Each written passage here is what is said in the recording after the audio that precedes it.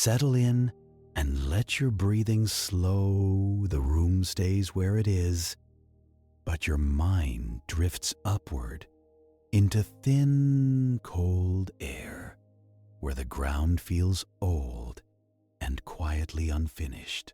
You think mountains are steady, like furniture, but here they are more like slow waves pressed together over very long time. Tonight, you are crossing the Pamir Knot, a high meeting place of ranges that do not really end. They just tangle and blend. With the Sleepless Geographer, you will follow ice that becomes rivers, wind that becomes dust, and stone that keeps rising, almost too slowly to notice, until you finally do. You arrive without fanfare because this kind of place does not do ceremonies. The plateau is wide, and it holds you up the way a tired hand holds a cup, carefully, without enthusiasm. The air is thin enough that your breath feels like work you did not schedule. The cold is clean, not dramatic, just persistent, like the planet quietly insisting on its terms.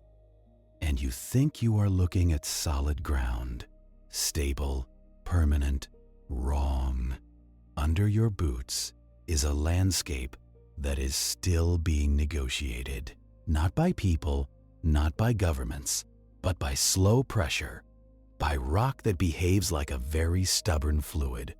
When you give it enough time, the Pamirs sit up here like an unfinished sentence. In daylight, they can look crisp, even polite. But at night, with the sky deep and sharp, you notice how the land refuses neat edges. Ridges fade into ridges, valleys open, then split, then close again. Nothing really ends. It just becomes something else. The soundscape is simple, which is another way of saying it is honest.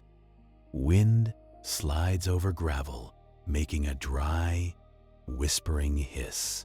Somewhere far below, a river moves in the dark, a steady scraping sound, like someone slowly pulling a heavy chair across stone. Every so often, a small shift of pebbles clicks down a slope, a reminder that even stillness has movement inside it.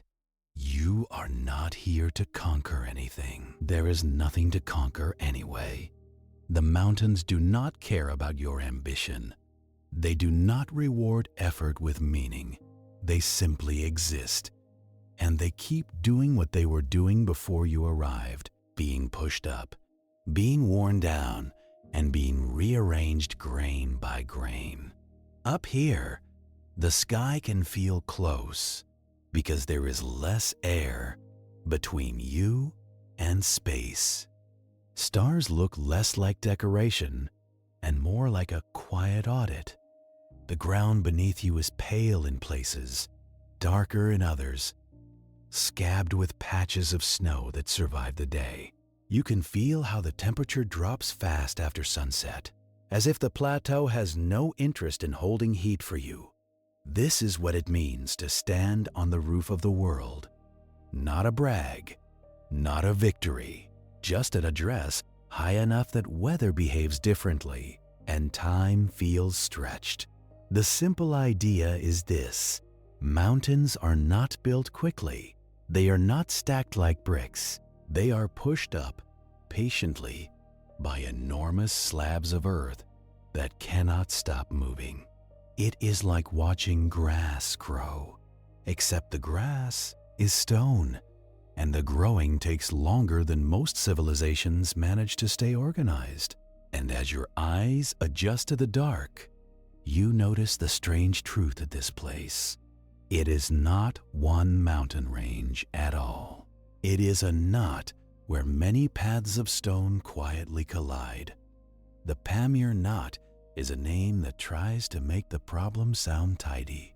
A knot suggests hands and intention, a neat loop you can undo if you find the right end. But this is a knot made by continents, and continents do not untie themselves. They just keep tightening.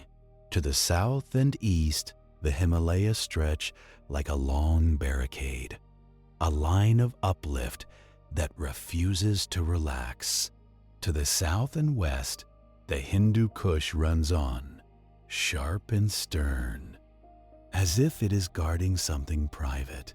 Nearby, the Karakoram rises with its own kind of severity, carrying some of the highest and most heavily glaciated peaks on Earth. And to the north, the Tian Shan reach out like another folded seam, another place where the crust has been compressed and lifted. You do not need a map to feel it. The geometry is in your legs. Every direction looks like it takes effort.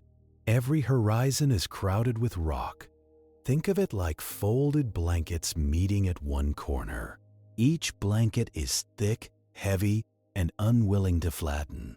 You push them together and the fabric has to go somewhere, so it bunches and stacks into ridges. In the Pamirs, the blankets are entire mountain systems. The corner is this high, cold region where they meet, overlap, and argue. And the arguing does not sound like shouting. It sounds like the wind and the river and the occasional crack of ice. The real argument happens too slowly for your ears, but it is constant. The ranges tangle here because the ground is being squeezed from more than one direction.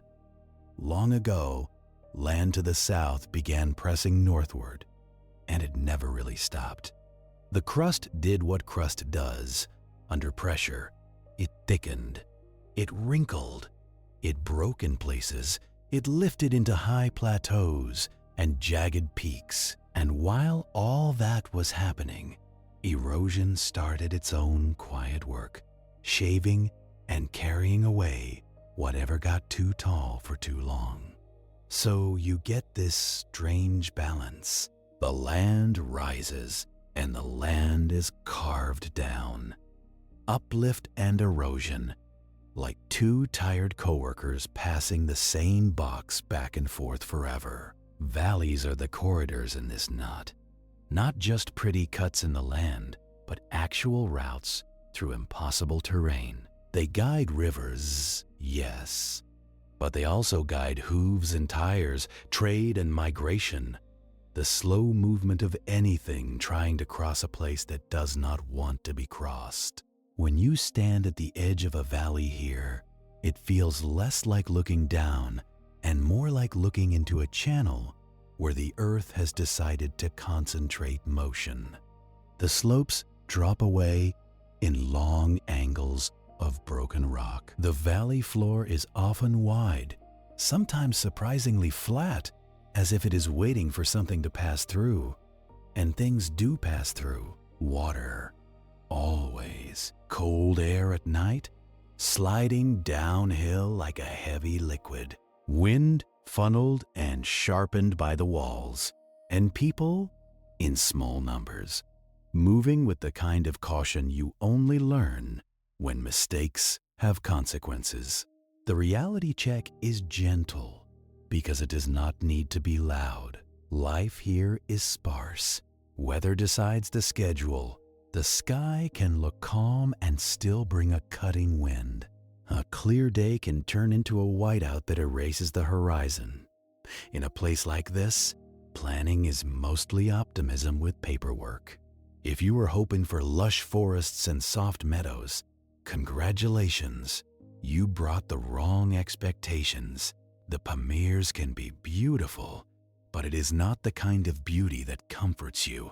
It is the kind that makes you quiet.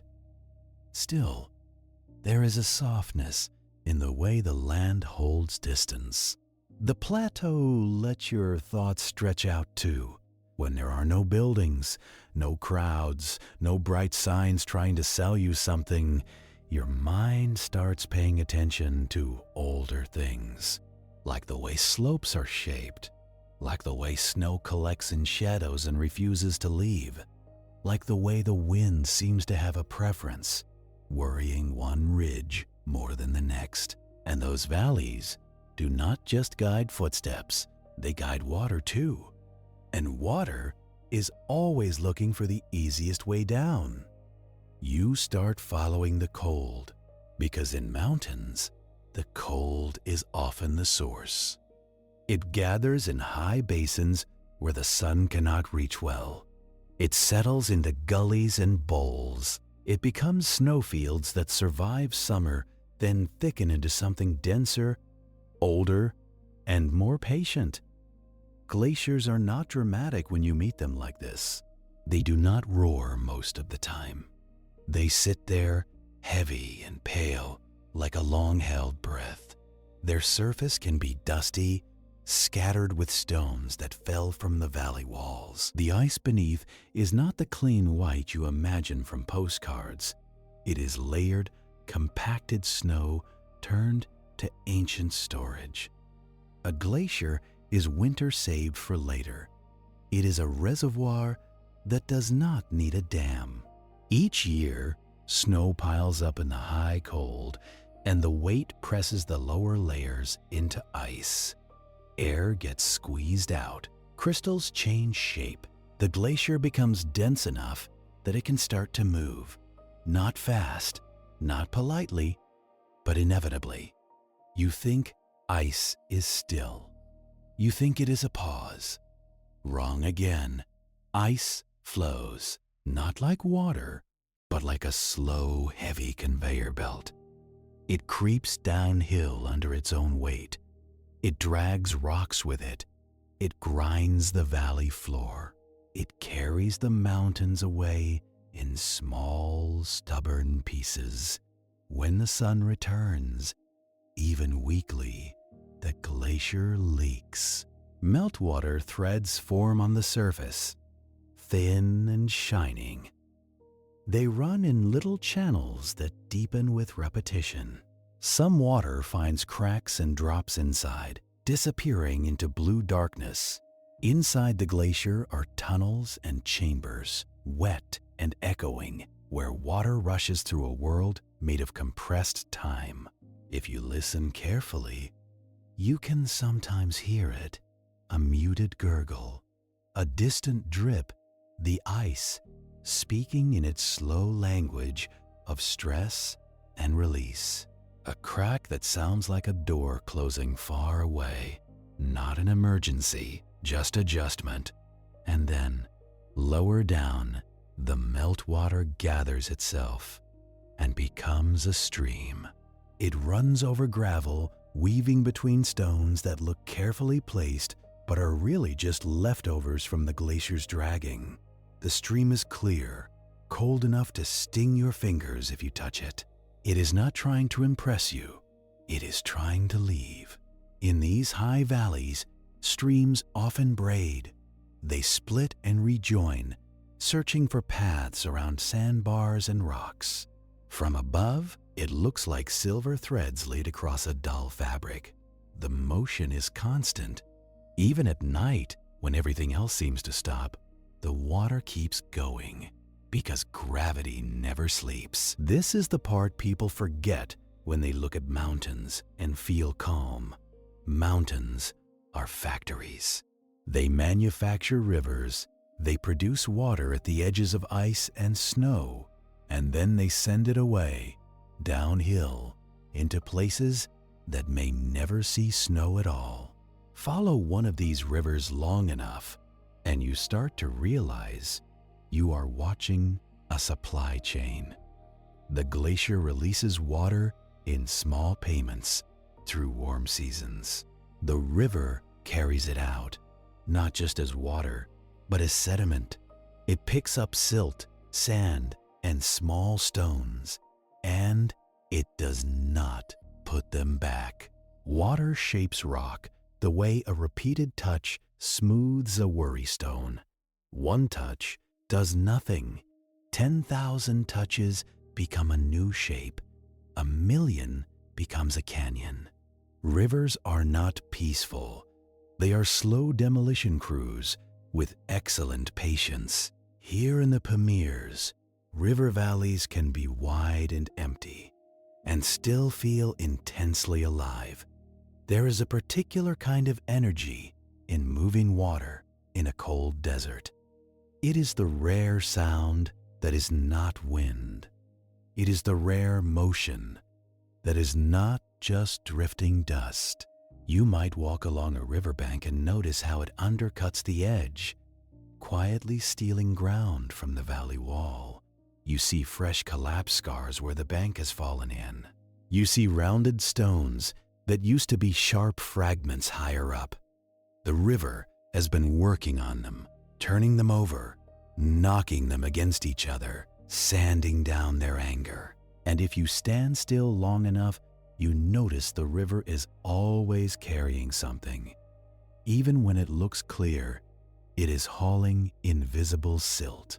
It is transporting the mountain, molecule by molecule, grain by grain, towards somewhere lower and flatter. That is the contrast you hold in your hands. Rivers look gentle. They sound soothing, but they are always taking, always removing, always changing the map without asking anyone. People, of course, try to make deals with rivers. They build near them because water is life in high, dry places. They plant where the floodplain offers a little soil. They cross where the river narrows because it is the only reasonable option. And then, every so often, the river reminds them that it is not a partner. It is a process. In summer, meltwater can swell suddenly. A warm spell high in the ice fields becomes a surge downstream. The river gets louder, browner, more confident. It rearranges its channels. It bites into banks. It carries away things people would prefer to keep. And then, when the cold returns, it calms again, as if nothing happened. The land keeps the receipts, though. Fresh gravel bars, new scars, a different curve in the channel. If you stay with the river long enough, you start to see how it writes the landscape. It writes in meanders and braids. It writes in terraces, old flood levels abandoned as the river cuts down. It writes in the way vegetation clings to the edges, greener and softer where the water can reach. But in the Pamirs, that green can be a thin promise, a narrow ribbon beside a wide world of stone. Follow the water long enough, and you will notice the land changing color. Greens thinning out, browns taking over, until the world starts to dry. The shift is gradual, which is how the planet likes to do things. There is no sign that says, "Welcome to the high desert. Please enjoy the lack of moisture." It just happens as you move away from the river's influence and as the terrain and wind decide where clouds are allowed to go. The sun here can be bright in a way that feels unfair. The air is cold, but the light is strong. Your face warms quickly, while the shade stays sharp and biting. It is a high desert trick, this split sensation, like the world cannot agree on a temperature. You look across a basin, and the ground seems bare, but it is not empty. It is textured, with hardy plants that grow low, conserving water, avoiding attention. It is scattered with stones that have been broken by freeze and thaw, shattered over and over by water that sneaks into cracks, freezes, expands, and pries the rock apart like a slow wedge. This is another quiet process. You do not need volcanoes or earthquakes to make chaos. Sometimes all you need is a little water, a little cold, and a lot of time. Why is it dry so high up, so close to snow and ice? Because mountains do not just make weather, they also block it. Moist air moves in, climbs, cools, and drops its water on the windward side. Then it spills over the crest, already wrung out, and descends on the other side as drier air. It is not personal. It is just physics, the atmosphere doing its cost-cutting. In the Pamirs, the terrain is complicated. Ridges and ranges interrupt airflow. Valleys channel it. Some places catch more snow, others get skipped. You can stand in one valley that feels almost gentle and then cross a pass into another that feels scraped clean. The scale is what gets you. Distances look short because the air is clear. A ridge that seems like an afternoon walk can take all day. A cluster of hills on the horizon can be a whole separate world of rock. The sky is enormous, and it makes you feel small in a way that is oddly calming. Nothing is asking you to be important. In some basins, the land is so flat and pale, it looks like it has been erased. Salt can crust the surface, left behind when shallow water evaporates and the minerals stay. Salt flats do not announce themselves with noise. They sit there, bright under the sun, quiet as a sealed envelope. But they tell a story. They tell you that water used to pool here, that rivers once fed a basin with no easy exit, and that the sun and wind did what they always do. They took the water away and left the chemistry behind. Even dust has a story.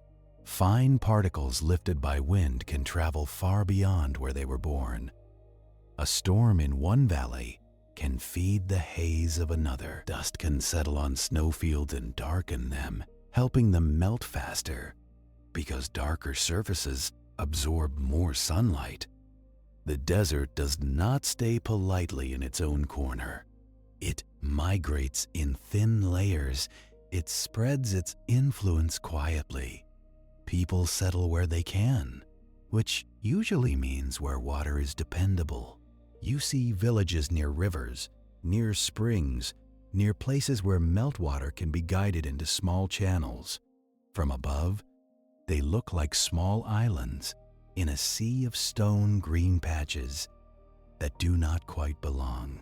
And life there is practical. It is shaped by seasons, by altitude, by the simple question of whether grass will grow enough for animals. You learn quickly that comfort is not a default setting. It is something you engineer with walls, with fuel, with routine, with knowing when to stop moving, because the weather is about to become a problem. Still, the desert has its own calm. It is open. It is uncluttered. It does not overwhelm you with choices. It offers the same few elements, repeated with minor variations: rock, sky, wind, and the occasional thin line of water. And when the wind finally has nothing soft left to take, it turns to the rocks themselves, patiently sanding the world grain by grain. The first thing the wind does is look for weaknesses: a loose edge, a bare slope, a place where the ground has given up trying to hold itself together. It slips low, it accelerates through gaps, and it carries grit like an uninvited opinion. You stand there and watch nothing happen, and that is the trick. The change is too small per hour to earn your attention, but the land keeps score. A grain of sand hits a rock face, bounces, and takes a fleck with it. Another grain repeats the gesture, then another. It is not violence the way you imagine it, loud and sudden. It is more like a customer service hold music that never ends. Eventually, you realize the cliff is not the same cliff you started with. It has been dulled, softened at the edges, sanded into quieter shapes. In some places, the wind makes the ground look brushed, like someone combed the desert in long strokes. The surface aligns, fine particles shifting until they settle into ripples. If you kneel down and run your glove along them, the ridges collapse and reform. It is delicate. It is also relentless. The wind does not need permission to redesign the top layer of the world. And because you are up high, the air is thinner, which sounds like it should make the wind weaker. Congratulations, that would be convenient. Instead, the wind here often feels sharper because there are fewer obstacles, fewer trees to break it, fewer buildings to slow it, fewer soft things to absorb its temper. It slides over open basins and finds speed, then funnels through valleys like water through a nozzle. You start noticing the stones themselves have been edited.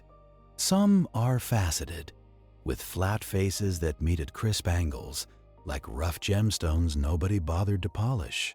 Wind-driven sand has been striking them from one main direction, then another, as the seasons change and storms come at different angles. The result is a rock that looks like it has been carved by a bored sculptor with a limited budget.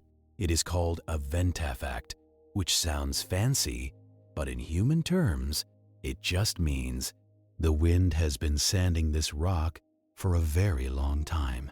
In the Pamirs, you can find slopes where the gravel seems to flow, even when it is not moving at all. Freeze and thaw loosen the surface. Wind removes the finest material, the dust and silt that would have filled the gaps. What is left is a kind of armored skin of stones. From a distance, it looks stable. Up close, it is a fragile arrangement, a surface that exists because everything smaller has already been stolen. This is the part that feels almost personal. Not because the land cares about you. It does not, but because you start to understand that the ground is not a solid object. It is a temporary agreement between gravity, weather, and time. The wind is one of the negotiators, and it is very patient. Dust is where the story gets strange, because dust is not local. You think you are watching a small storm in a valley, a brief tantrum of air, but dust does not respect the borders of valleys. Once it is lifted, it can travel for days. It can cross ridges, cross countries, and settle in places that will never know where it came from. A particle that began as mountain rock can end up in a lowland field, mixed into soil that grows someone else's wheat. In that way, the mountains export themselves, not just in rivers, but in air. You might notice a faint haze on the horizon, a thin veil that makes distant peaks look softer. That haze can be dust suspended in the atmosphere, scattering light, turning the world slightly milkier. It is subtle. It is also a reminder that even a place this empty has connections. The Pamirs are not isolated. They are part of a circulating system, a planet-sized exchange of particles. Sometimes, the dust falls onto snowfields. It darkens them just a little, like someone sprinkled pepper on white cloth. Darker snow absorbs more sunlight. It warms faster. It melts sooner. So, the dust does not just travel, it participates. It changes how long snow lasts, which changes how much meltwater arrives downstream, which changes how green a valley can be in summer. That is the soft work of time. Small changes, multiplied. And then there are the shapes the wind makes when it has room and persistence. On the leeward side of ridges, Where air slows down, sand can accumulate in shallow drifts, not dunes the way you imagine them in a low desert, tall and dramatic. These are quieter, low rises, gentle curves, a suggestion that the ground is being rearranged in slow motion. If you return a year later, the forms may have shifted, as if someone came in the night and smoothed the bed. Wind also teaches you about exposure. A slope facing into prevailing winds is often scraped cleaner, barer, more severe. A slope sheltered behind a ridge can hold more snow, more fine sediment, more of the small things that allow plants to persist. Two hillsides separated by a few steps can feel like different climates. The wind draws boundaries that no map bothers to print. And the comforting part, in a bleak sort of way, is that none of it is in a hurry. The wind can spend 1,000 years making a stone slightly rounder. It does not get bored. It does not switch projects because the results are not immediate. It just keeps going, a tireless janitor of exposed places. Of course, if you are human, you try to pretend you are exempt from this. You build walls, you stack stones, you pitch fabric shelters, and hope the wind will be reasonable. Sometimes it is. Sometimes it pulls at your ropes all night, not even angry, just curious, like a stray animal testing whether your little construction has any right to exist. And when you wake up, you find dust in places you did not know had openings, in the folds of your clothes, in the seams of bags, in the corners of your mouth. The land has found a way inside you, not aggressively, just inevitably. The sardonic truth is that the Pamirs do not need dramatic weather to wear you down. They can do it with mild inconvenience, repeated cold nights, dry air, wind that never stops touching you. The kind of conditions that make you understand why permanent settlements are small and why travel routes are chosen with humility. Because the land does not just challenge your strength. It challenges your planning. A road out here can be erased by a dust storm that fills a low section with drifting sand. A pass can close because wind packed snow into a hard slab that looks harmless until a vehicle breaks through. Even when there is no storm, the wind can keep doing maintenance on the landscape, slowly moving the loose material downhill, sideways, wherever it wants. You start to realize something that feels like a secret. The surface is only the surface. The real power is underneath. The wind can sand a stone into a new shape, yes. But the reason the stone is here at all, the reason the plateau exists, the reason the valleys have their angles, the reason ridges keep rising into the air, that story is written deeper, in pressure and heat and motion you cannot see. And once you notice that, it is hard to unnotice, because even as you stand still, the ground is not still. Not in the long sense, not in the geological sense, where patience is measured in ages instead of hours. Beneath your boots is rock that was once buried, warmed, compressed, and moved like stiff dough. Beneath that is hotter rock, softer, slower, always circulating in ways you will never witness directly. Forget the postcard. Here is the tectonic truth. You are standing on a crust that is being pushed, not gently, not occasionally. The Pamirs sit near the collision zone, where the Indian plate has been pressing into Eurasia for tens of millions of years. It is like two shopping carts slowly colliding in a parking lot, except the carts are continents And the collision does not end after the first crunch. It keeps going inch by inch, year by year, building a problem that the Earth solves by crumpling. You do not need to memorize the names of plates to feel the result. The result is right here in the altitude, in the thin air, in the way the land looks overbuilt. Too much rock, too high, like a shelf overloaded with books that have nowhere else to go. When crust is squeezed, it thickens. Imagine a rug on a floor. You push it from both ends, and it cannot compress neatly. It forms wrinkles, ridges, folds. The Pamirs are part of a planetary rug wrinkle, except the rug is made of layered rock, and the floor underneath is hot enough to let the deeper parts flow. Some rock breaks under this stress. It forms faults, which is a polite word for cracks where the Earth has decided to move in sections. One block rises, another drops, or they slide past each other. Again, it sounds tidy when you say it. In reality, it is messy, fractured, and uneven. And it is still happening. Uplift is not a single event, it is a long habit. A mountain range is not just stone reaching upward. It is crust being thickened, buoyed upward like a heavy thing floating on something even heavier.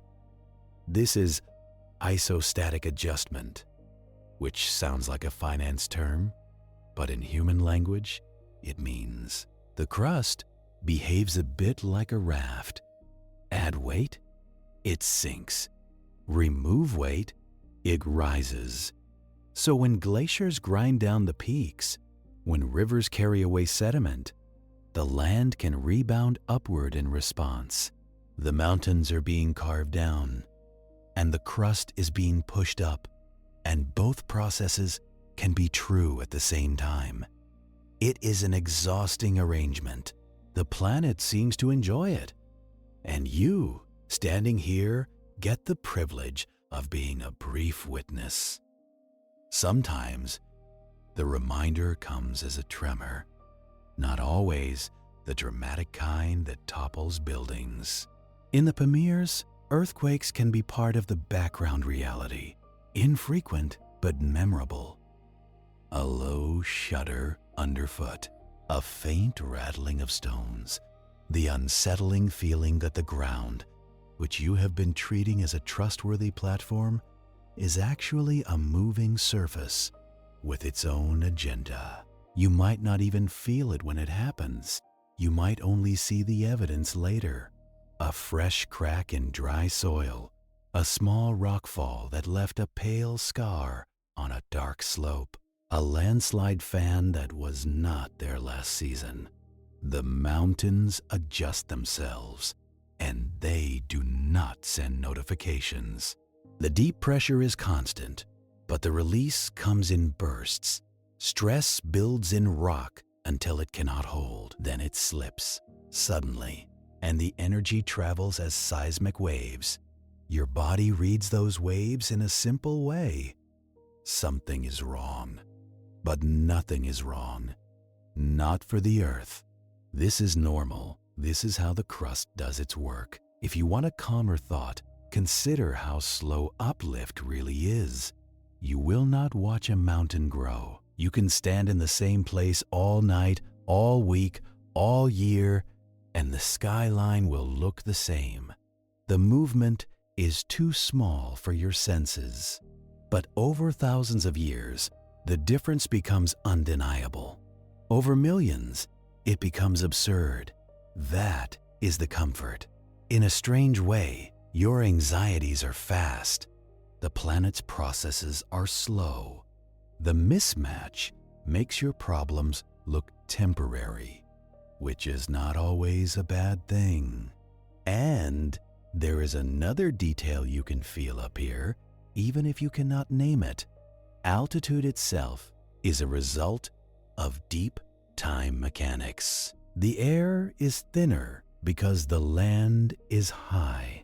The land is high because the crust has been thickened and lifted. The cold night you feel on your face is partly a gift from tectonics. Congratulations, you are being chilled by continental collision. The Pamirs also hold a complicated architecture under the surface. Layers that used to be seabed long ago, sediments pressed into rock and lifted skyward. That idea can make your mind tilt. Stone under your boots may have formed under ancient water. In a world with different coastlines, different creatures. Now it sits in a freezing wind, under hard stars, far from any ocean. The mountains are not just high, they are displaced. And the more you let that sink in, the more the plateau feels like a temporary platform in an ongoing construction site. Not a human construction site, with a deadline and a budget.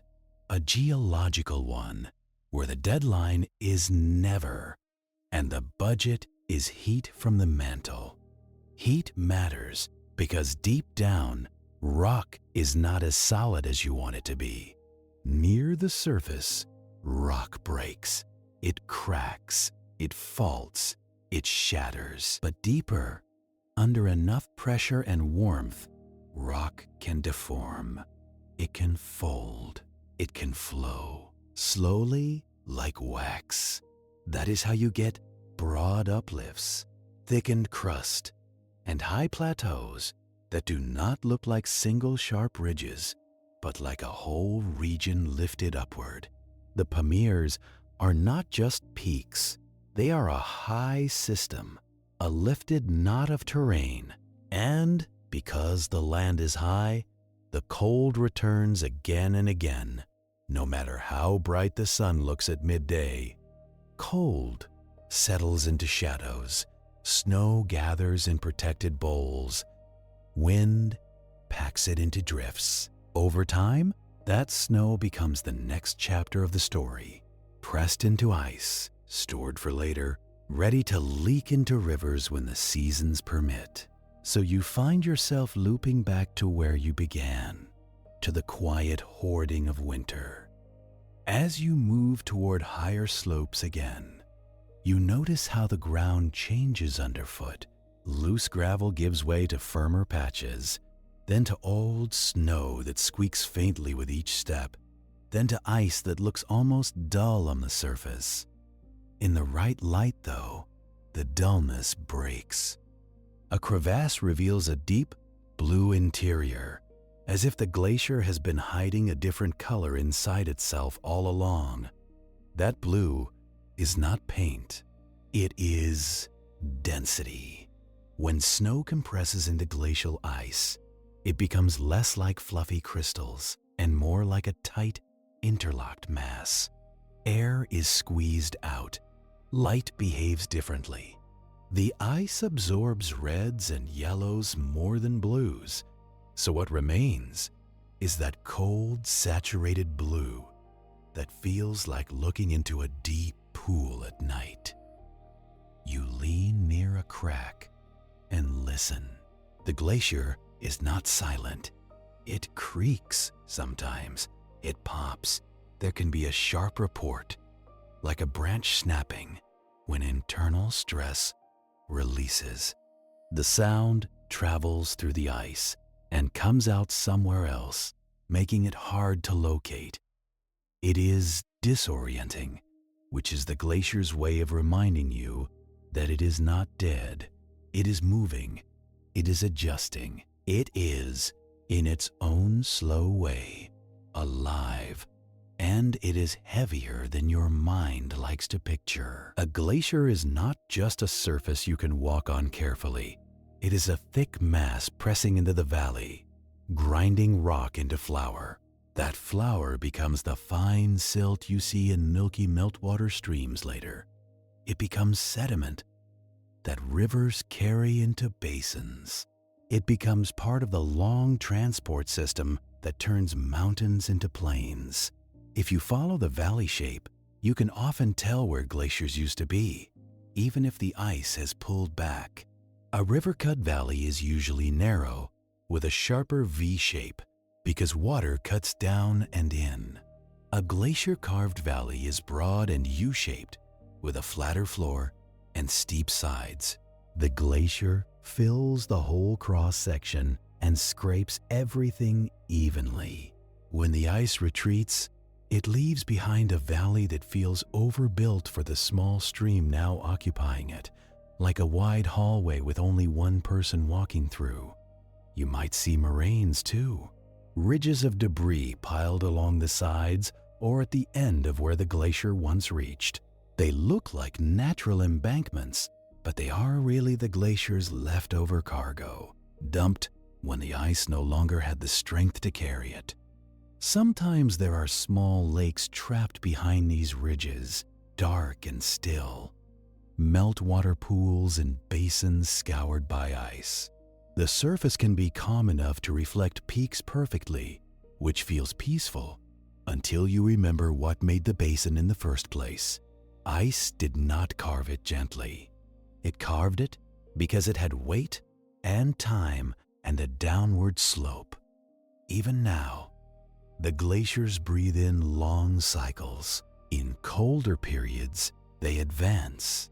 The ice thickens, the terminus creeps down valley, and the glacier steals more ground. In warmer periods, they retreat. They thin, pull back upslope, and leave behind raw sediment and unstable slopes that can slump and slide. To a human, the change can be hard to notice day to day. To a village downstream, it matters a great deal because glacial melt can be a dependable source of water until it is not. There is a particular kind of realism in relying on stored winter. For a while, warming can increase meltwater, making rivers fuller in summer. People may think the system is generous, but if the glacier is shrinking overall, that fullness is borrowed. Eventually, the ice reservoir gets smaller and the late summer flow can drop. The river that once sang through the valley can become a thinner thread, more easily interrupted by drought and heat. The glacier does not care about anyone's plans. It responds to energy balance, sunlight in, heat out, snowfall accumulation, melt loss. It is accounting, not morality, and it keeps its records in the shape of the land. You stand above an ice field and notice the way it gathers where the sun is weaker. North-facing slopes hold snow longer. Shaded cirques, those bowl-shaped hollows near mountain heads, collect drifts that survive summer and compact year after year. Wind can help too, blowing snow into certain pockets like it is making careful deposits. That is how ice begins again, quietly. And as you watch this, you start to notice how the cold creates its own kind of geography. Permafrost, ground that stays frozen for long stretches of time, can make slopes unstable when it thaws. Freeze and thaw cycles fracture rock, feeding talus piles that creep downward in slow cascades. Snowpack timing controls spring floods. Even the simplest act of water freezing expands cracks, prying apart cliffs, making future landslides easier. Cold is not just absence of heat. It is an active force. You can hear it at night when temperatures plunge. The surface contracts. Ice in cracks tightens. Somewhere, a stone makes a faint ping as it adjusts. The sound is small, but in a silent valley, it travels. And then, in morning light, the glacier looks harmless again. Just a pale mass, sitting quietly, pretending it has always been there and always will be. You almost believe it until you remember that glaciers are travelers. They move, they retreat, They advance, they reshape, and eventually, if you keep following the valley downward, the ice loosens its hold. Snowfields become patches. Patches become damp ground. Damp ground becomes gravel with running water. The route becomes easier to follow, not because the mountains are kinder, but because they have already done their sharpest work higher up. The valley begins to feel like a corridor instead of a trap. And that is when you begin to notice another kind of feature that makes travel possible in a place like this. The pass. A mountain pass is not a magical doorway. It is simply the lowest point along a ridgeline, a place where the land has been worn down, or never rose quite as high, or was cut by older glacial flow. In human terms, it is where your lungs suffer slightly less, and where your legs do not have to argue with gravity quite as fiercely. Passes are how people thread the knot. For thousands of years, travelers have looked for these weak points, these natural seams in the high country. You can imagine them moving with animals, with bundles, with stories, keeping close to rivers when possible, then climbing toward a saddle where the horizon opens. Old routes do not always look like roads. Sometimes they are just patterns of wear, faint tracks braided across slopes, places where stones have been kicked aside for generations. The land remembers footsteps lightly, especially where vegetation is sparse, and the same line is the only sensible one. Modern roads try to impose certainty on this, which is ambitious. A road across the Pamirs often feels like a thin pencil line drawn over a wrinkled sheet.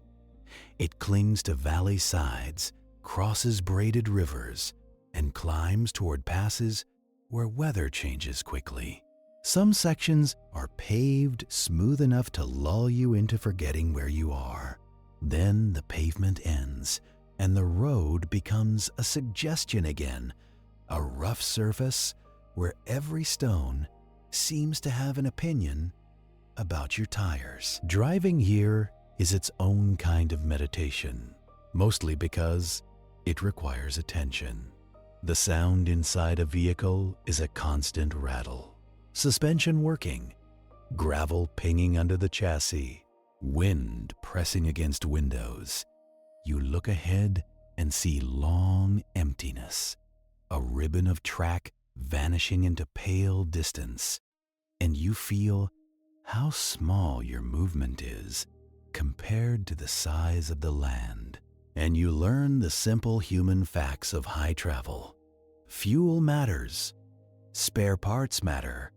A warm jacket matters even in summer. Weather reports are useful, but the sky still makes the final call. A pass can look clear from below, just a gentle saddle between peaks. Then you reach it and find wind strong enough to push you sideways, and cloud that rolls over like a lid. Visibility drops. The world narrows to the few meters in front of you. Congratulations! You have arrived at the part of the map where confidence becomes expensive. The good news is that many of these routes exist because the land permits them. The bad news is that the permission can be revoked seasonally. Snow can block passes for months. Ice can coat shaded corners of road long after spring has warmed the valley floor. Rockfalls can spill across a track with no warning. Fresh debris sharp and unstable. In places, rivers change their channels, and a crossing that worked last year is now deeper, faster, colder. So travel becomes a relationship with conditions, not a conquest of distance. When you stop on a high pass, you can feel the boundary it represents. Air coming from one side carries a different dryness, a different chill. Clouds might stack on one horizon and leave the other clear. Drainage divides hide here too. quiet lines where water chooses which sea it will never reach. You can stand with one boot on one side of the divide and the other boot on the other, and realize that a drop of meltwater falling near your left foot might end up in one great river system, while a drop near your right foot might join a completely different one. Same snow, same mountain, different destiny. That is the strange intimacy of passes. They are simple topographic low points, but they also separate worlds. People have always understood this, even without the vocabulary. They understood that crossing a pass meant entering a new valley with new weather patterns, new grazing grounds, new risks. It meant leaving the familiar drainage and stepping into another. In places like the Pamirs, where survival can depend on knowing where water is and where shelter is, that matters. And still, people cross. Traders once carried goods along these corridors, choosing seasons when snow was manageable and rivers were lower. Herds moved to summer pastures, then back down before winter closed the high routes. Modern vehicles do the same dance, just faster, sometimes foolishly assuming speed is the same as safety. At night, if you camp near a road, you might hear an engine far away, a faint growl moving through darkness, then fading. The sound is small in the vastness. It does not dominate the landscape. It is just another temporary thing passing through a place built by slow forces. And as you keep moving along these stitched lines of travel, you begin to sense the edge of the high world. It does not arrive as a cliff. It arrives as a gradual easing. The peaks start to look less crowded. Valleys broaden, slopes soften. The air becomes slightly thicker, and you notice because your breath stops feeling like a chore. Nights are still cold, but the cold changes character. It is less sharp, less immediate. The land begins to offer more places where soil can gather and stay. This is where the mountains begin to spill outward. Everything the high country loses, it sends downslope. Rock broken by freeze and thaw, silt ground by glaciers, sand lifted by wind and dropped elsewhere. Rivers carry these materials until the gradient eases and they can no longer hold the load. Then they deposit it, spreading it out in wide fans at the mouths of valleys. From above, an alluvial fan looks like someone poured a bucket of sand out of a mountain mouth, letting it spread into a triangular apron. The river may braid across it, switching channels over time, abandoning one path and cutting another. It is messy, but it is how mountains slowly become lowlands. If you walk onto one of these fans, the ground crunches underfoot, a mix of gravel sizes that tells you about energy. Larger stones mean stronger flow at times, floods with enough power to carry them. Finer material settles where water slows, making pockets where plants can take hold. Over long periods, these deposits build plains. They fill basins. They create the flatter lands where agriculture becomes possible, where cities grow, where humans start pretending they are separate from geology. But even here, the movement continues. A river in the lowlands looks calmer because it has room. It meanders instead of plunging. It spreads during floods, laying down thin layers of fertile silt. That fertility is mountain material, recycled. The food grown on a plain is, in a quiet sense, made of uplands. The Pamirs, then, are not just a remote knot of rock. They are a source region, feeding water and sediment into systems far beyond the horizon you can see tonight. And if you let your mind zoom out, You can almost watch it happen like a slow animation. Ice turning to meltwater. Meltwater becoming river. River cutting valley, then leaving valley, then slowing and spreading. Sediment settling, dust drifting, fans building, basins, the high world exporting itself until it becomes part of somewhere else. It is all one long sentence, written without punctuation. Even the oxygen changes are part of that story. Down here, lower than the highest plateau, your body starts to relax. Your sleep would come easier if you were allowed to stop thinking. The air holds more moisture. The temperature swings are less brutal. You might see more vegetation, shrubs thickening, grasslands widening where water is available, and still, the land does not become gentle. It becomes merely less extreme. Floods still happen, wind still moves dust, slopes still fail after heavy rain or rapid melt. The plain is built from deposits that can be reworked at any time. A river can change course in a single season, abandoning one channel and carving another, leaving a former riverbank stranded. As a dry ridge, human settlements like to pretend they are permanent. The landscape tolerates them as long as conditions allow. People build near water because they have to. They farm where soil has accumulated because they have no better option. They place roads where terrain is easiest because even modern engineering prefers not to fight too hard. And every one of those choices is a negotiation with geography. If you listen to the way locals talk about routes, it is rarely romantic. It is practical. This pass is open until early autumn. That bridge washes out sometimes. That valley floods after sudden heat. That slope drops rocks in the afternoon when the sun loosens the ice.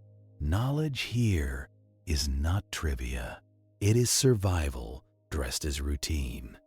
And the land, indifferent as always, continues its slow work in the background. Lifting here, eroding there, storing winter on shaded slopes, letting it go in summer, feeding rivers that carry the mountains away.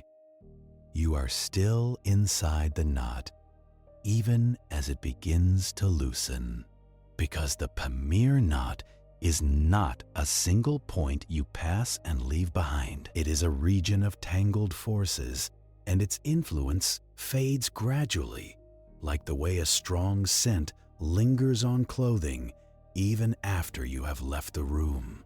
So you keep moving, following the way valleys open, following the way rock colors change, watching the peaks retreat into distance, and noticing, with a quiet sort of awe, how the world below is built from the world above.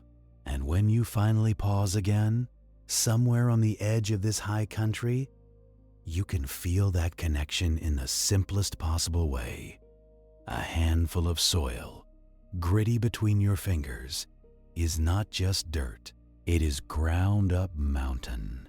It is glacier flour mixed with wind-blown dust.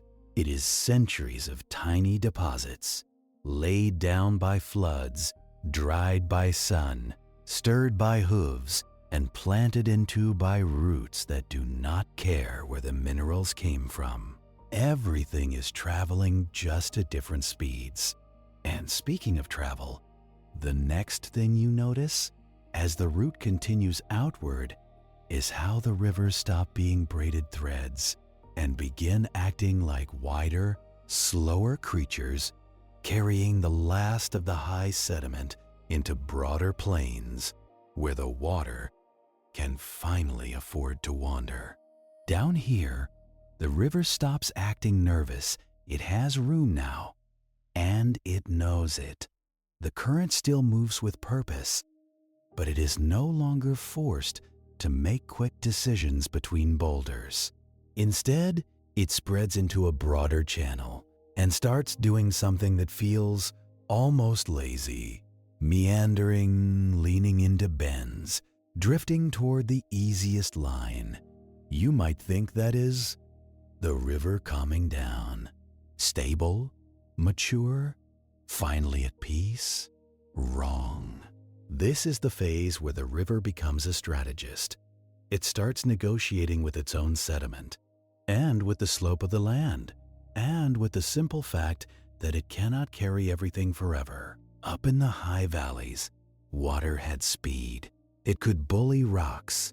Here, on gentler ground, it starts dropping things. First the heavy gravel, then coarse sand, then finer silts that stay suspended like a faint secret in the flow. The river becomes a sorting machine, a moving conveyor belt that decides what gets carried another kilometer and what gets left behind to become somebody's farmland. And you are walking beside it, watching the evidence build up in quiet layers. The first time you step onto a lowland floodplain, you feel how different the ground is. It does not crunch the same way. It gives a little. It holds footprints longer. It smells faintly mineral when it is damp, like wet clay and old stone. The mountains are still visible in the distance, but their sharpness fades, and the land in front of you feels less like a wall and more like a wide, patient table. This is where the mountains go to be forgotten, not erased, not destroyed, just translated. Their peaks become particles. Their ridges become grains. Their dramatic altitude becomes a thin blanket of silt that settles after floods as quietly as dust on a shelf. The river has a habit here that you learn to respect. It does not commit to a single channel.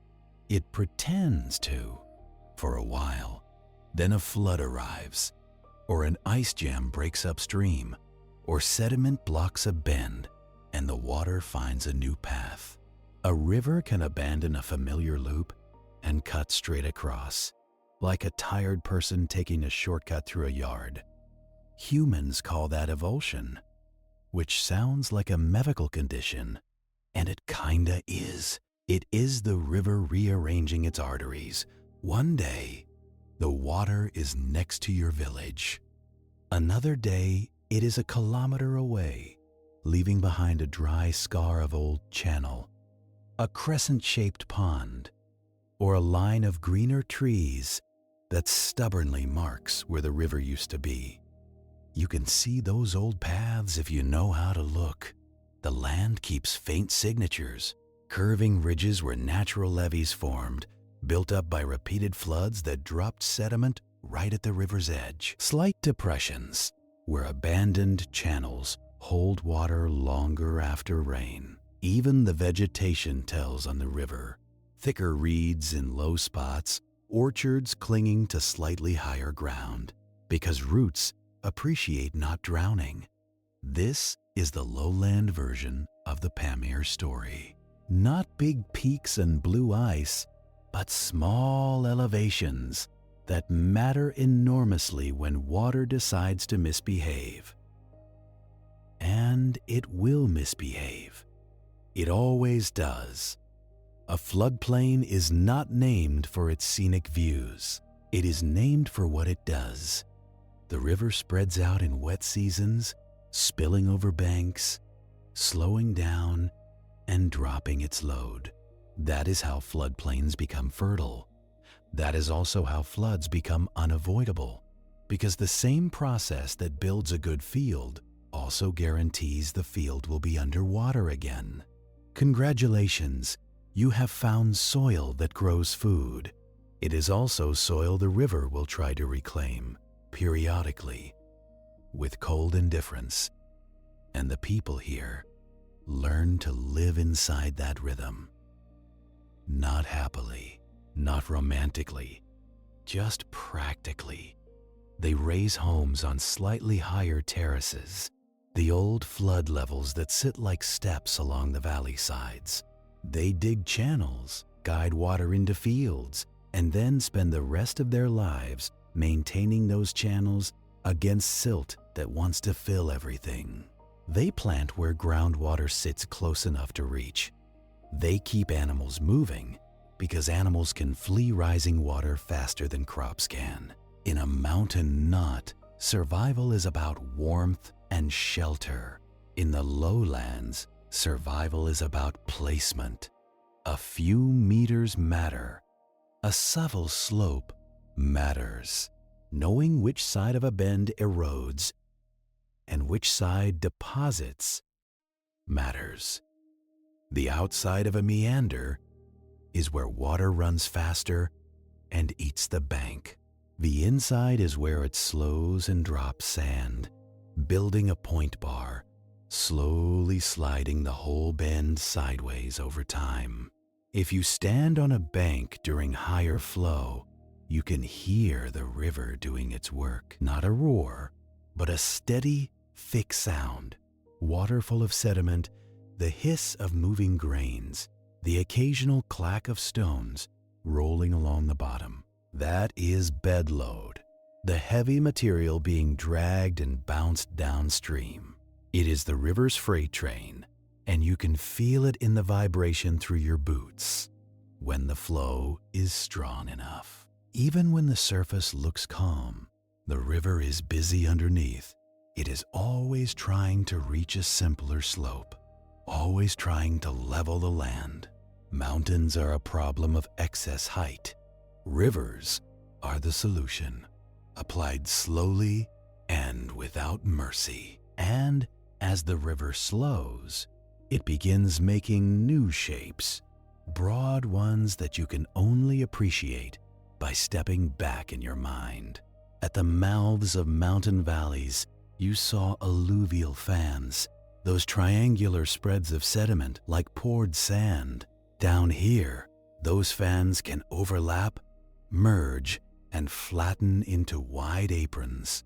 In basins, rivers can build deltas where they meet a lake or a slower main channel, branching into distributaries like fingers splayed on wet clay.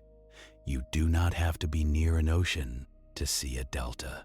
All you need is a place where a river loses energy fast and has to drop what it carried.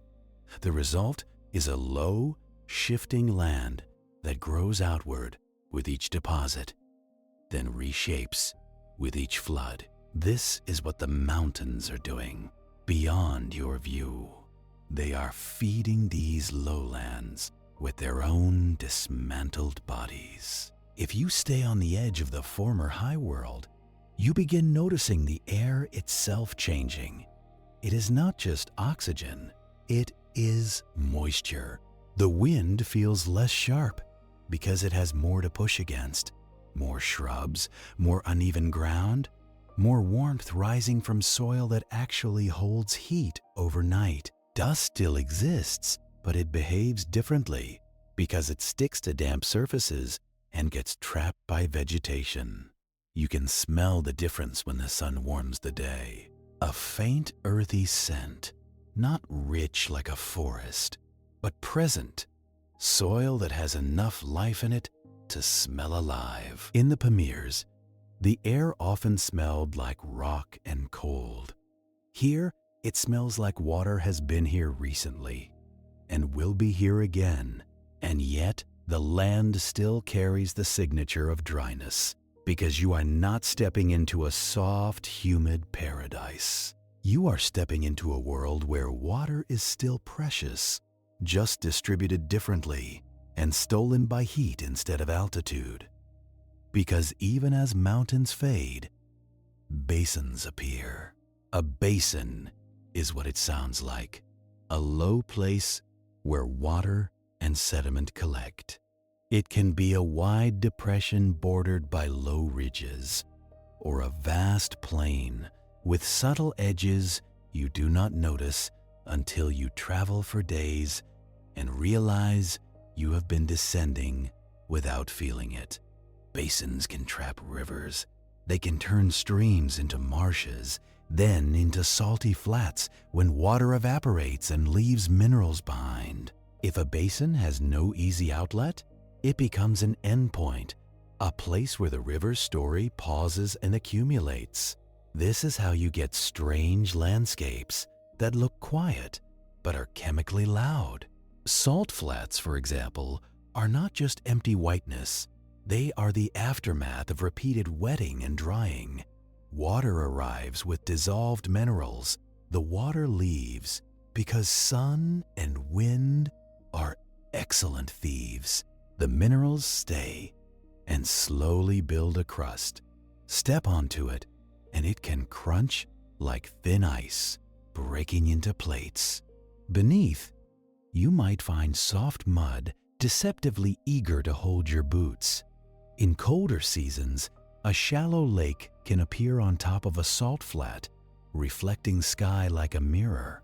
Then, in summer, it vanishes again, leaving a new layer of salt crystals, bright enough to make you squint.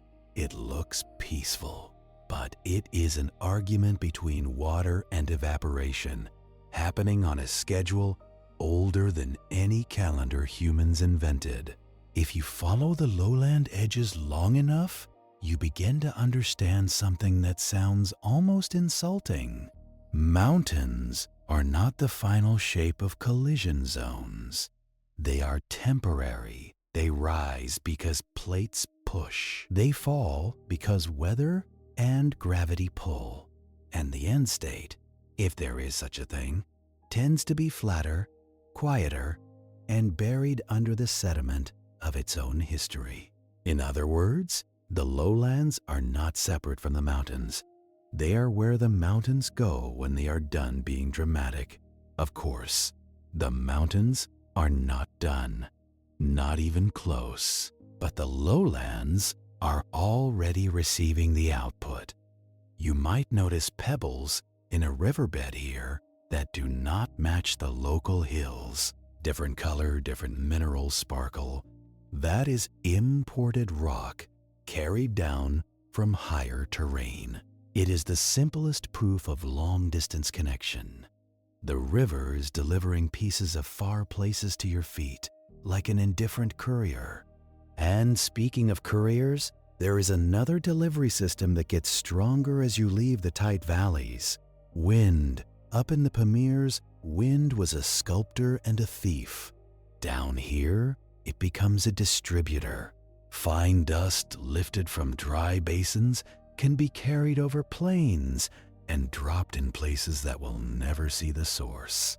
Over long time, that dust can form a blanket called loess, which is a soft, fine sediment that builds thick deposits, often fertile, often unstable when cut into steep banks. Loess is one of the planet's quiet tricks. It can create farmland where there was none, because fine particles hold water better than gravel does. But loess also collapses easily when saturated, and it erodes into steep, crumbly cliffs. People carve homes into it in some regions because it is easy to dig and insulates against temperature swings. Then heavy rain comes, and the cliff remembers it was never really rock. So even the nice gifts from wind come with conditions. You start seeing that pattern everywhere. Geography is generous, but only in ways that fit its own logic. The same river that brings water also brings floods. The same wind that brings soil can also strip it away. The same basin that collects water can also concentrate salt until crops refuse to grow. Humans live in the margins of these forces because there is no other option. Civilization is mostly a long negotiation with gradients and moisture. And while you are watching the lowlands develop, you keep feeling the presence of the high world behind you, like a pressure change in your ears. The Pamir Knot does not let go quickly. Even when peaks fade, the underlying reality remains. This whole region is still part of a collision zone. The crust is still thick here. The land is still slightly higher than it would be if the plates had never met. Rivers still follow structural weaknesses, fault lines, folded layers, old glacial troughs, even if you cannot see those features directly anymore. The map you are walking through is shaped by invisible architecture. Sometimes you get a reminder in the form of a straight valley that looks too neat, too linear, cutting across rolling terrain as if drawn with a ruler. That can be a fault-controlled valley, a place where the crust broke and erosion exploited the fracture, because broken rock is easier to remove than intact rock. Or you find a line of springs spaced along the base of a hill. That can be groundwater forced to the surface where permeable layers meet impermeable ones, or where a fault provides a pathway upward. Water-like structure. It follows cracks, it collects where layers tilt, it emerges where pressure and geometry allow. So even in softer landscapes, you are still reading deep time. And then there are the terraces. Above many rivers, you can find flat steps, old floodplains, stranded above the current channel. They are quiet witnesses. They tell you the river used to flow higher, either because the climate delivered more water, or because the land rose and the river cut down to keep up, or because sediment clogged the valley and later was removed. Terraces are like the rings inside a tree, except written in dirt and gravel. Each step is a former level, a former era of flow. If you stand on one, you can imagine the river once lapping at this height, carrying different sediment under different skies. Sometimes humans build on terraces because they feel safe there, higher than floods, near enough to water, flat enough for roads and fields. And often, that is a good choice. Often. But rivers and earthquakes and landslides are not obligated to respect your good choices. A terrace can be undercut by erosion. A slope above it can fail in heavy rain. A quake can trigger a slide that damps the river, creating a temporary lake that floods everything upstream until the dam breaks and sends a sudden surge downstream. The lowlands are calmer than the heights, but they are not calm. They are simply where hazards arrive with less warning, because the land looks so reasonable. You walk through a broader valley now, and you notice the horizon is wider. The sky feels taller. The mountains behind you become a serrated silhouette instead of a looming presence. The air feels softer on your skin. Even your footsteps sound different, dampened by finer ground. And this is the dangerous comfort, the feeling that you have left the harshness behind. Because as you move outward, you are also entering regions where more people live, where more infrastructure exists, where the consequences of geographic mood swings are multiplied. A single rockfall in a high valley might block a track no one uses for days. A flood in a broader valley can cut roads that carry food and fuel. A drought in a lowland basin can stress an entire region because fields and cities depend on steady water deliveries that were never guaranteed in the first place. This is what the Pamirs export. Besides sediment, they export dependence. Far away, downriver, people time planting to meltwater.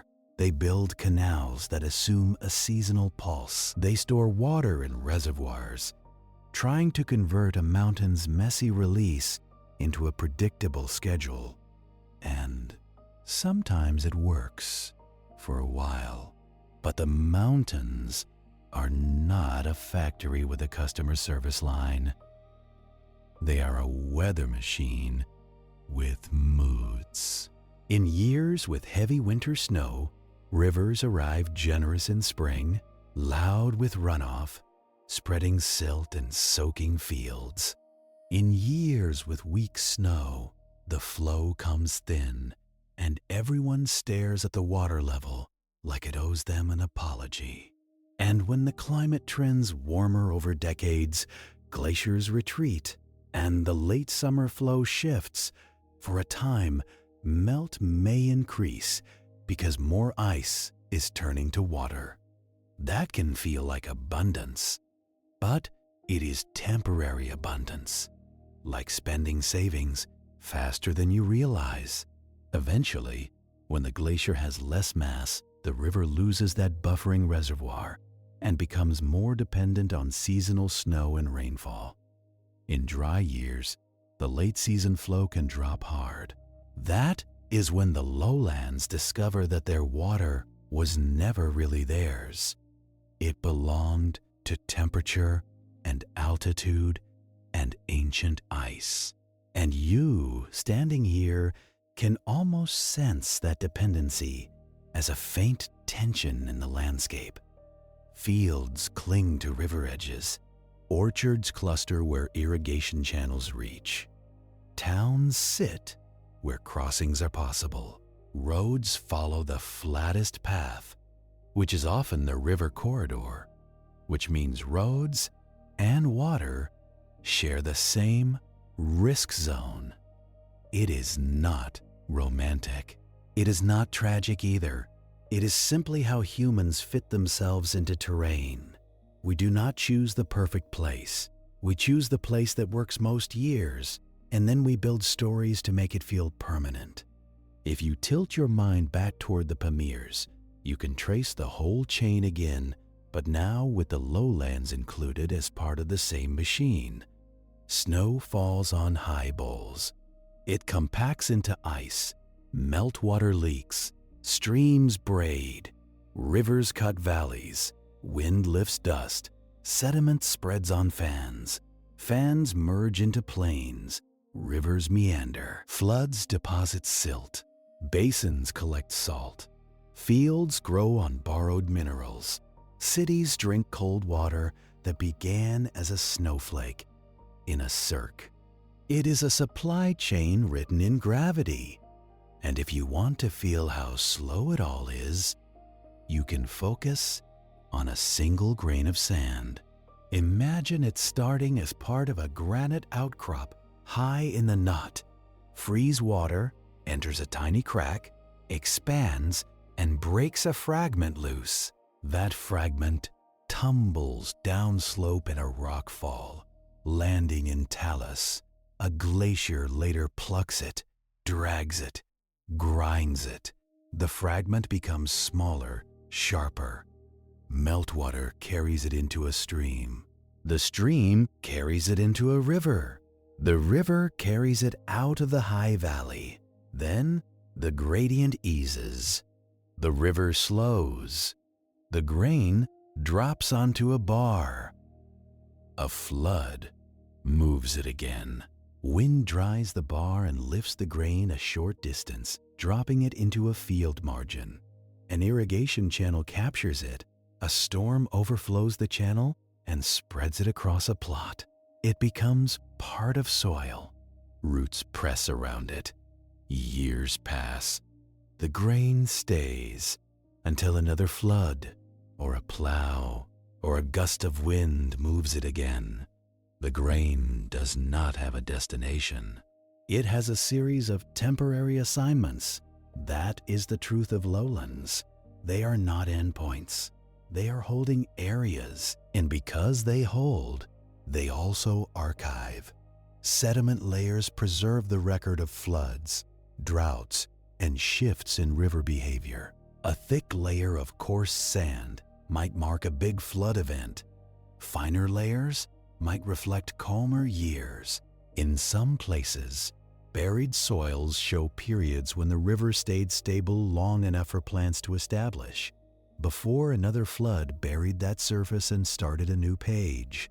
If you had the patience to dig and the training to read, you could treat the floodplain like a library. The chapters are not written with ink. They are written with grains, sorted by water, energy, and time. And there is something soothing about that. Even if the process is indifferent, the land keeps a memory that does not care whether anyone is listening. It records what happened simply because physics leaves traces. As you continue outward, the last real foothills begin to loosen their grip. The valley opens wider, and the mountains behind you become more like weather makers than obstacles. You can still see them catching clouds, still see streaks of snow on shaded faces, but their direct control over your movement fades. Now, your path is guided by the broad logic of basins and plains. In places, the land is so gently sloped that you cannot tell which way is downhill until you find the river and watch it move. Water reveals the gradient better than your eyes do. In flat country, the river is the compass because it always chooses the direction the land is leaning.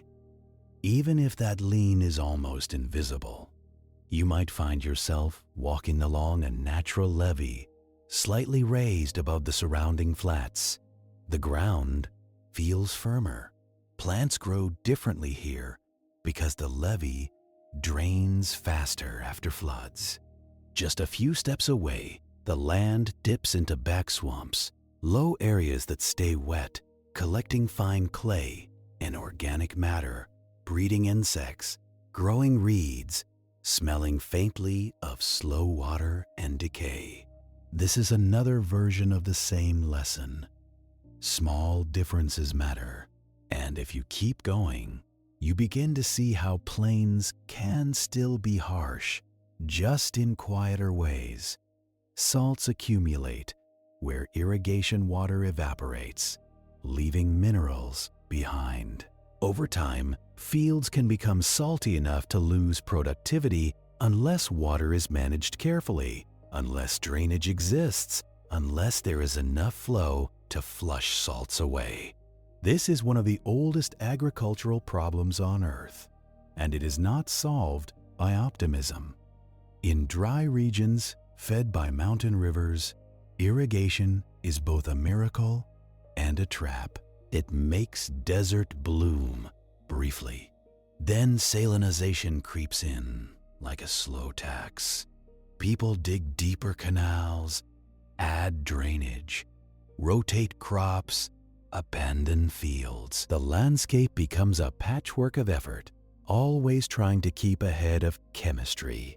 You look at a green strip of farmland, and it seems stable, civilized, safe, but it is perched on a delicate balance between water supply, salt buildup, and sediment that clogs channels. The mountains do not stop sending silt just because you built a canal. Every diversion brings not only water, but fine particles that settle when flow slows. Channels need cleaning, reservoirs fill with sediment over decades, infrastructure ages. The lowlands are always paying for their water. Meanwhile, the river continues its own plan, regardless of human engineering. If a dam exists downstream, the water may be trapped in a reservoir, spreading into a calm surface that looks peaceful from above. But the reservoir is also a sediment trap. It captures the river's load, causing sediment to settle out. Downstream of the dam, water released is often clearer, hungrier, with less sediment. Hungry water erodes banks and beds more aggressively because it has energy but not enough particles to satisfy its carrying capacity. So it starts taking material from the channel itself. That can deepen the riverbed, lower groundwater levels, and change habitats. It can also undermine bridges and banks. So, even when humans try to stabilize a river, They often just move the instability elsewhere. Congratulations! You have improved predictability in one place and purchased surprise in another. And beyond engineering, there is the old, simple reality of climate. These lowlands may sit under skies that deliver rain in a seasonal rhythm, or under skies that rarely deliver anything at all. In continental interiors, far from oceans, moisture can be limited. Mountains intercept what little arrives, leaving basins drier. The Pamirs and the ranges around them act like both water towers and rain shadows, creating pockets of precipitation and pockets of scarcity. You can feel that scarcity in the vegetation. It grows where it can, along water lines, around springs, in depressions that hold moisture. Beyond that, the land returns to browns and grays, to hardy shrubs, to grasses that turn brittle in late summer. And when the wind rises, dust lifts again, because exposed soil is easy to steal. So the story you thought was ending, ice to river to plain, keeps looping. Dust returns. Salt returns. The wind resumes its quiet editing. If you look back now, in your mind, you can still see the knot. You can still picture those high folded blankets of rock, the corridors cut by rivers, the glaciers hoarding winters. But now you see the other half of the system, the half people tend to live in, where the mountain's output is turned into fields, towns, and long roads. The high world is where forces are obvious. The low world is where consequences accumulate. And as you continue walking along this gentler ground, you begin to notice how the land itself seems to breathe, not with ice, but with water table and season. In wet times, shallow depressions fill, grass is green, small streams appear and vanish. In dry times, cracks open in clay soils, wide enough to catch your boot edge. You hear the faint rustle of dry stems. You see dust devils spin briefly, carrying loose particles upward, then collapsing like a shrug. Even the soundscape changes. In the high Pamirs, silence was broken by wind and water. Here, you might hear insects, you might hear distant livestock, you might hear the soft mechanical hum of irrigation pumps, that modern sound that tells you water is being persuaded to move against gravity, because humans are stubborn and crops are needy. And at night, the cold still comes, but it arrives less violently. The temperature drop feels like a blanket being pulled over the land, not a knife. The sky remains huge, but the stars look slightly softened by more air, more humidity, more suspended dust. You begin to realize that the edge of the high world is not a line. It is a gradient of comfort and risk, sliding slowly into another kind of harshness. And it is here, in this gradual fade, that your mind can zoom out far enough to see what the Pamir Knot really is. Not just a place where mountain ranges meet, though it is that. Not just a source of rivers, though it is that too. It is a hinge in the continent, a thickened piece of crust that influences where water goes, where air flows, where deserts begin, where plains are fed. A knot does not just sit there. It pulls on everything connected to it. The rivers that leave these mountains do not only carve valleys, they define where people cluster, where trade routes develop, where borders are argued over, where languages and goods move along the easiest corridors. Even when humans draw straight lines on maps, the real lines are drawn by water and relief. You can see it in road placement, in settlement patterns, in the way fields form green ribbons following channels, while surrounding land remains dry and empty.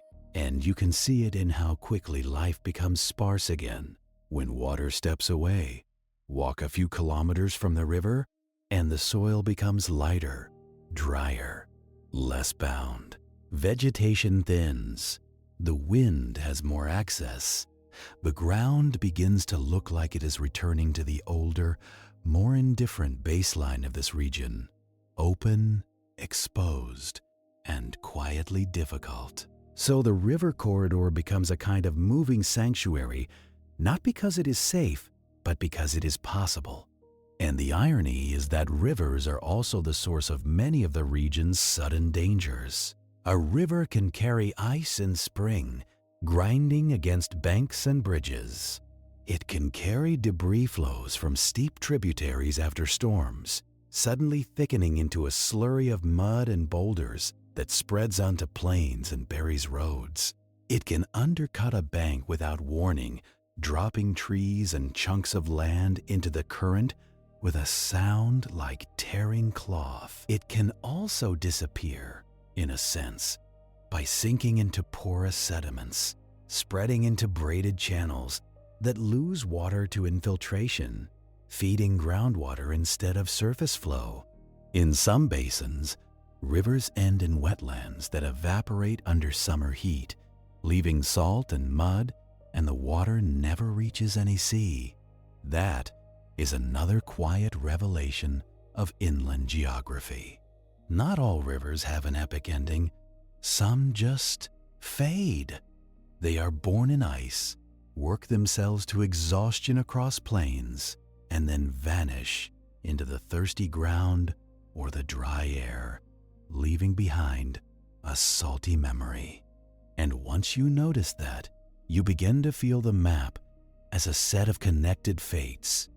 Water either escapes to an ocean, or it dies inland. Sediment either builds deltas, or it fills basins. Dust either settles into fertile loess, or it blinds a valley for an afternoon and then moves on. Nothing is wasted. Everything is redistributed. You keep walking, and the land feels like it is settling into a long exhale. The hard angles soften. The horizon widens. The river's voice lowers, more of a continuous murmur than a sharp rush. And just when you think you have fully left the high drama behind, the ground reminds you, quietly, that the deep forces did not stop at the foothills. Because even here, far from the sharp ridges, the crust carries stress. Faults extend outward. Old fractures run under plains. The land may look stable, but it is still part of a system that is being squeezed, lifted, and adjusted in slow motion. Sometimes the reminder is a line of uplifted ground, subtle, like a long wrinkle barely visible in low light. Sometimes it is a spring line that appears in an otherwise dry area, water escaping along a crack. Sometimes it is the way a river abruptly changes course, following a structural weakness it did not create, but gladly exploited. And sometimes it is an earthquake, not the kind you schedule into a bedtime story with dramatic music, the kind that arrives as a low shudder, a brief rolling sensation, dishes rattling in a town, dogs barking, then silence returning as if nothing happened. But the land does not forget. A quake can change groundwater levels, making some springs stronger, others weaker. It can trigger small landslides in foothills, adding fresh sediment to streams. It can crack irrigation channels, forcing repairs in the morning. It is a reminder that lowland does not mean finished. The earth is not finished anywhere. So you keep moving through this fading zone, watching the last strong hints of mountain structure dissolve into wide depositional surfaces. The river beside you becomes a more mature creature, slower, broader, sometimes split into multiple channels when it meets fresh sediment. It is still carrying the mountains, but now it carries them in finer grains, in smaller increments, in a way that feels almost polite. But politeness is not kindness. It is just low gradient physics, and as your mind keeps that slow pace, you start seeing the whole region as one continuous motion: uplift in the back, erosion in the middle, deposition in the front. A conveyor belt with no motor you can see, driven by internal heat and external weather. It is not a circle exactly, but it rhymes with one. The mountains rise, are dismantled, and become plains. Plains are lifted or cut and become new relief. Basins fill, overflow, or evaporate. Dust travels, settles, and becomes soil. Water freezes, melts, runs, and disappears. And you are inside it briefly, listening to a river that used to be ice, walking across ground that used to be peak, watching a landscape that is still being written. For now, the path continues along the river's wandering corridor, and the terrain keeps opening gently, as if making room for a much longer story downstream. And downstream, the river begins to do that lowland trick, where it stops hurrying but never stops working. It starts leaning into the easiest curves, as if it is tired of arguing with rocks. The banks are lower now, less dramatic, more negotiable. You can step close enough to hear the surface whisper, and you can still tell it is carrying grit. You might think the river has finally reached safety, but this is where it becomes subtle. The channel slides sideways over years, chewing one bank, building the other. A line of trees ends up stranded, no longer on the water. Another line of trees suddenly has wet feet every spring. And the whole time, the river is quietly lowering and raising the local water table.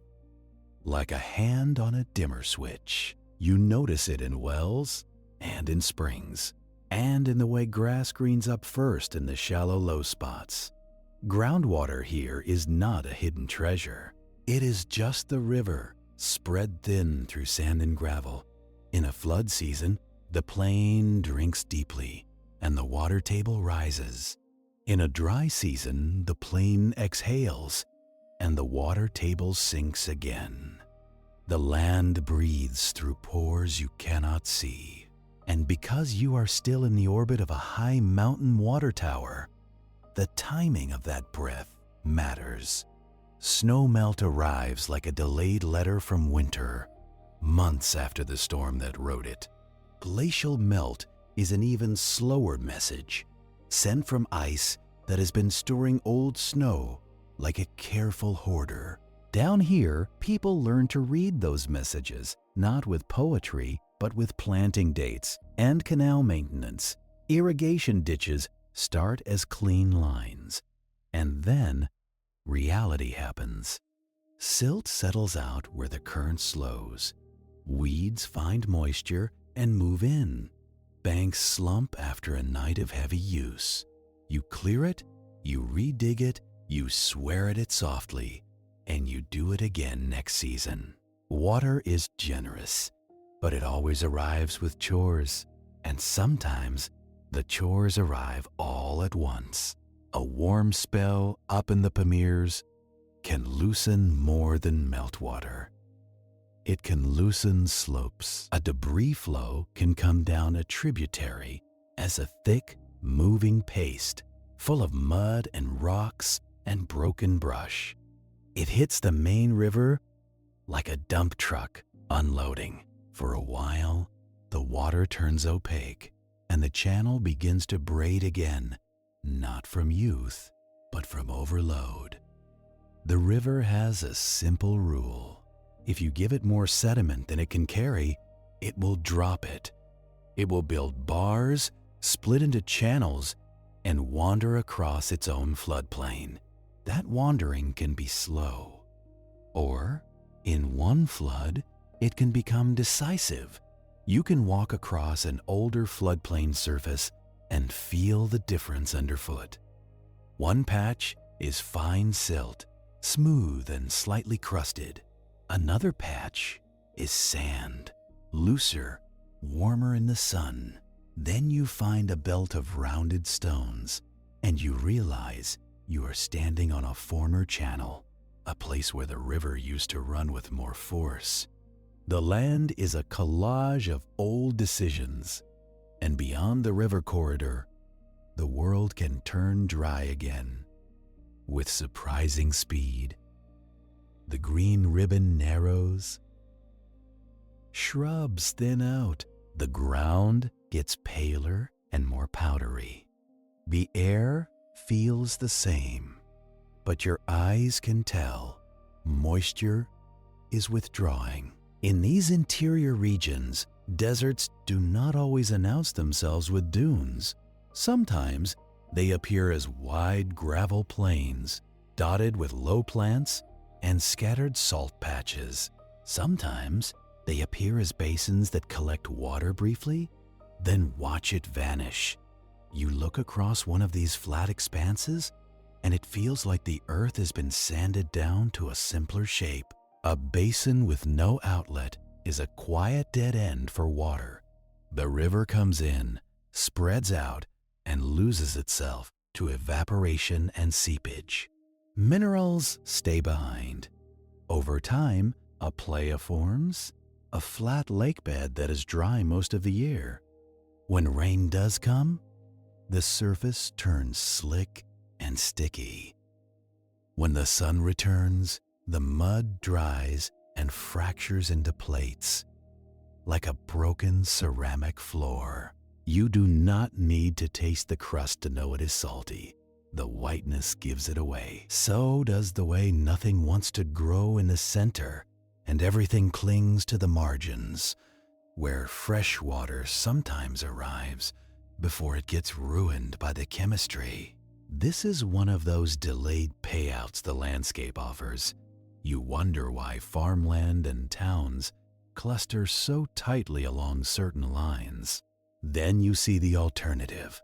Away from the river, the land becomes a long lesson in how quickly life runs out of options. And still, even the dry basins are not truly still.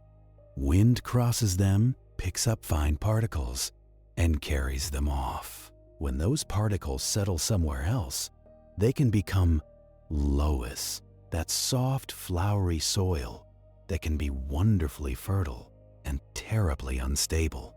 It holds moisture better than sand does. It also collapses when it gets saturated because it is held together by delicate bonds and empty space. So you can have a hillside that looks solid until a storm arrives and the slope turns to a slow slump. A road cut into loess can stand steep and clean for years, then fail in a single wet season. The land is always offering you that same bargain. Here is fertility. Here is risk. Please do not act surprised. And if you are human, you will still act surprised. You build straight roads across flat country because flat country feels like permission. Then the river migrates, or the ground subsides, or salts creep into the soil, and you discover that the plain was never a finished product. It was just the current version. That is the deeper truth you carry out of the Pamir region. Height is dramatic, but change is everywhere. In the high knot, change is loud in the form of thin air and steep relief. In the lowlands, change is quiet, but it affects more people because more people choose to live where the land looks easy. You keep moving, and the horizon keeps offering distance instead of walls. The mountains behind you fade into a pale sawtooth line, sometimes hidden by haze. It is the kind of haze that makes you squint and wonder if it is cloud or dust or smoke from a far fire. Often, it is simply suspended particles, the invisible export of dry landscapes. And your mind can finally zoom out far enough to hold the Pamir Knot the way the planet holds it. Not as an adventure destination, not as a heroic obstacle, but as a knot in the crust that forces water, wind, and people into certain patterns. The knot pushes up high ground. High ground catches snow. Snow becomes ice. Ice leaks water. Water cuts valleys. Valleys guide routes. Routes guide trade. Trade and travel guide settlements. Settlements depend on water. Water depends on cold seasons. That depends on the knot. It is all connected, and it is all indifferent. You can even feel that indifference in the way deep time refuses to match your sense of urgency. You want clear causes and quick effects. The earth prefers long chains. It is not cruel. It is just slow. Take Uplift. You cannot watch it, but you can see its fingerprints. A river that cuts down, leaving terraces. A ridge that seems oddly straight, marking a fault. A spring line that appears where it should not. A basin that slowly tilts, shifting where water pools. Even in the lowlands, you are walking on a surface that is being gently flexed. And every so often, the flex becomes a brief shudder. Earthquakes out here are not constant, but they are part of the background contract. Stress accumulates. Then it releases. You might be lying in a simple room, hearing dishes tick against each other for a few seconds. Then it is quiet again. In the morning, someone notices a new crack in a wall, a canal bank slumped, a small rockfall on a road cut. Nothing dramatic, unless you are counting on drama to make it feel real. Geography does not need drama. Geography has time, and time is what makes the Pamirs feel like a bedtime story with teeth. You are always held between two scales. Your small, immediate scale, where a cold night matters, and a river crossing matters, and a breakdown on a lonely road matters. And the geological scale, where the entire region is a slow-motion collision, and your worries are brief weather. Congratulations! You have been invited to think in deep time. It will not pay your bills, but it might make you sleepier. Because once you accept that the planet is always moving, you stop demanding that it hold still for you. You stop asking the river to be loyal.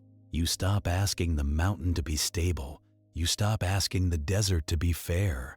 You start noticing patterns instead of promises.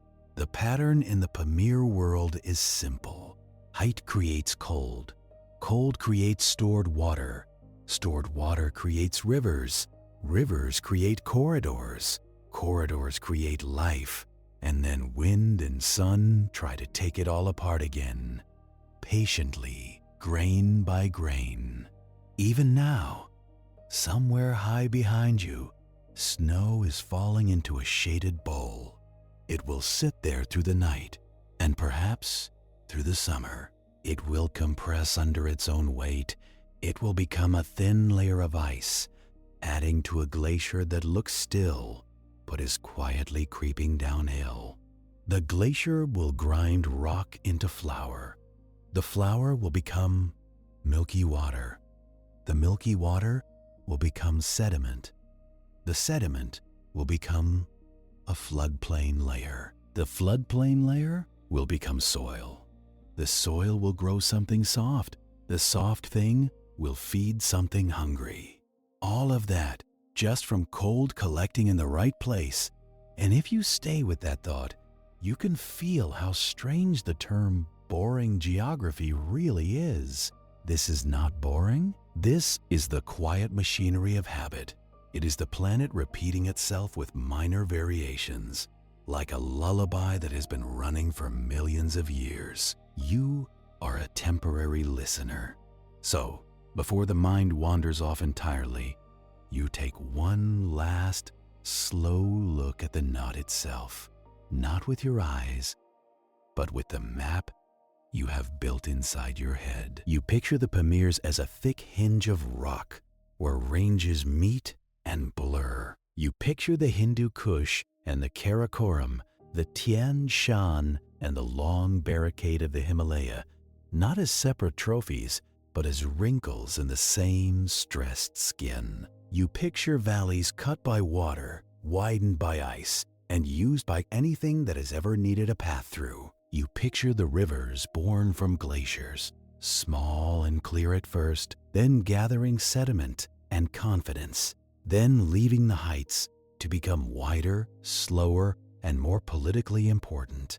You picture high deserts that exist right beside snowfields, because wind and terrain decide who gets rain. You picture dust moving like a ghost export, settling on snow, changing melt timing, then settling on plains, changing soil. You picture deep pressure below it all, not angry, just persistent. Two slabs of earth leaning into each other, year after year, with the patience of a slow argument. And you picture Uplift not as a dramatic rise, but as a long, quiet insistence, answered by erosion with equal patience. And you realize that even your body has been part of the geography tonight. Your lungs noticed altitude. Your skin noticed wind. Your mouth noticed dryness. Your ears noticed the different voices of water, from sharp mountain rush to lowland murmur. These are not abstract facts.